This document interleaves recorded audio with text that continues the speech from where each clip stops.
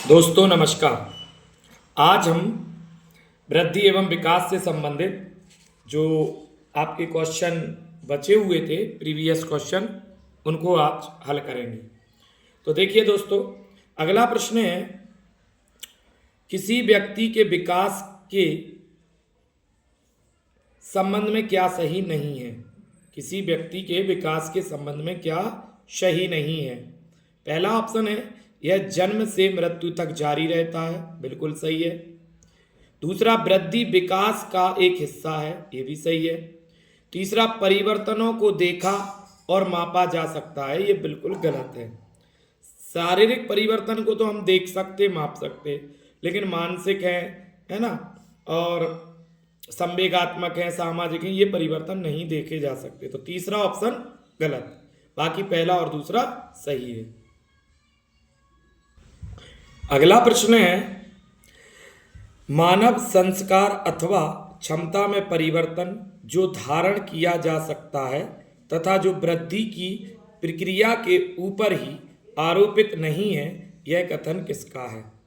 मानव संस्कार अथवा क्षमता में परिवर्तन जो धारण किया जा सकता है तथा जो वृद्धि की प्रक्रिया के ऊपर ही आरोपित नहीं है, ये बात गेने ने कही है। किसने कही दोस्तों? गेने। अगला प्रश्न है, अभिवृद्धि शब्द का प्रयोग किया जाता है। अभिवृद्धि शब्द का प्रयोग किया जाता है बालक के शारीरिक विकास के लिए। अभिवृद्धि किससे संबंधित है? शारीरिक विकास के से संबंधित है।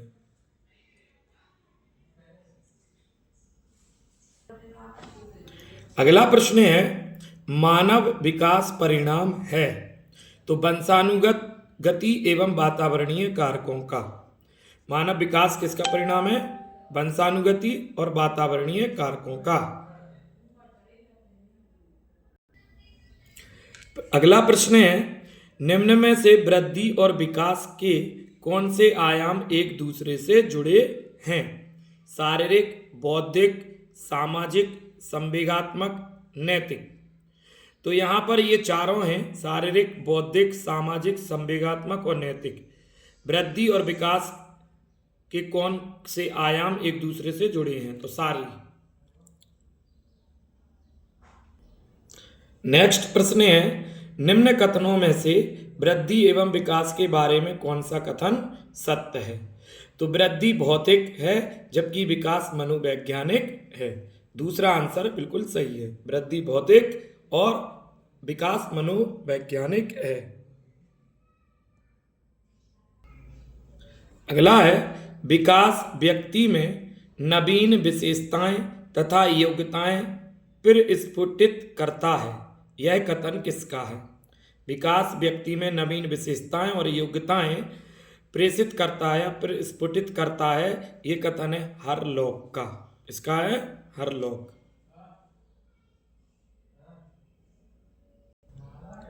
नेक्स्ट, निम्नलिखित में से कौन सा विकास की प्रकृति को सही रूप में प्रदर्शित करता है? विकास की प्रकृति को सही रूप में प्रदर्शित करता है, इसमें से आपका विकास एक सतत प्रक्रिया है, सही है। विकास अनुवांशिक के कारण होता है, नहीं, अनुवांशिक और वातावरण दोनों होता है। पहला तो सही है, दूसरा गलत। सभी व्यक्तियों में विकास की दर समान, ये भी गलत है। सभी व्यक्तियों में विकास की दर जो है भिन्न भिन्न होती है।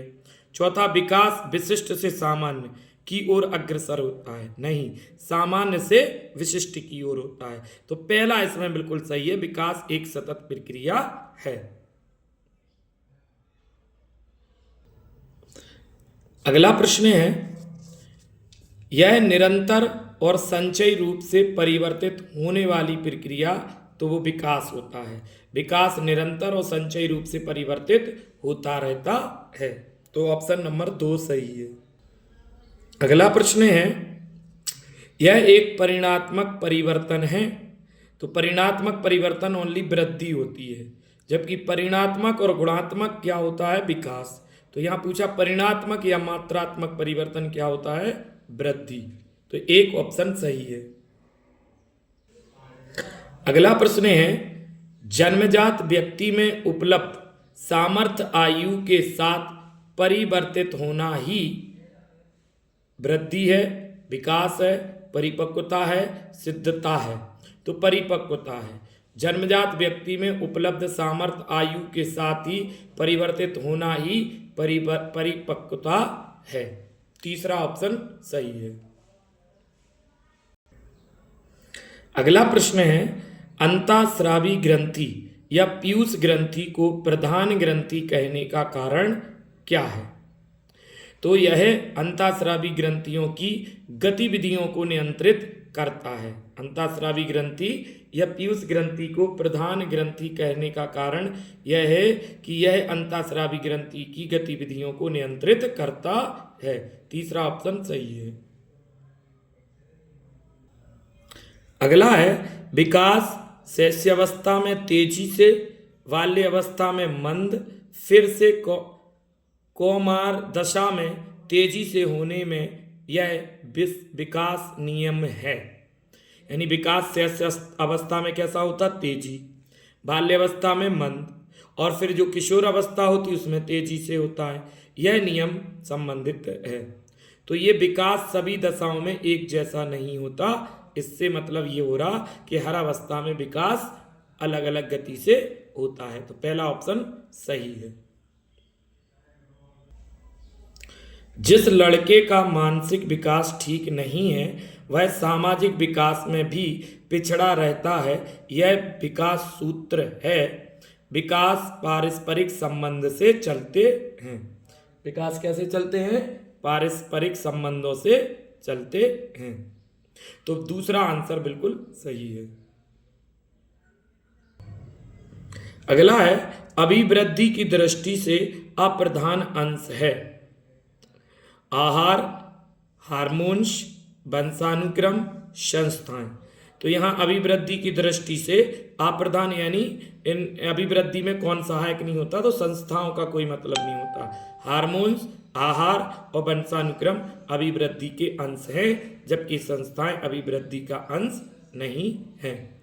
तो दोस्तों, वीडियो अगर आपको पसंद आया हो तो वीडियो को लाइक करें, सब्सक्राइब करें, कमेंट करें, बेल आइकन जरूर दबाएं जिससे नई वीडियो आपके पास तुरंत पहुंचे। और अगर फेसबुक पर आप हमारी वीडियो देख रहे हैं तो फेसबुक पेज को फॉलो जरूर करें। दोस्तों, वीडियो बनाने में बहुत मेहनत लगती है, इसलिए लाइक, सब्सक्राइब और कमेंट जरूर करें। जय हिंद, जय भारत।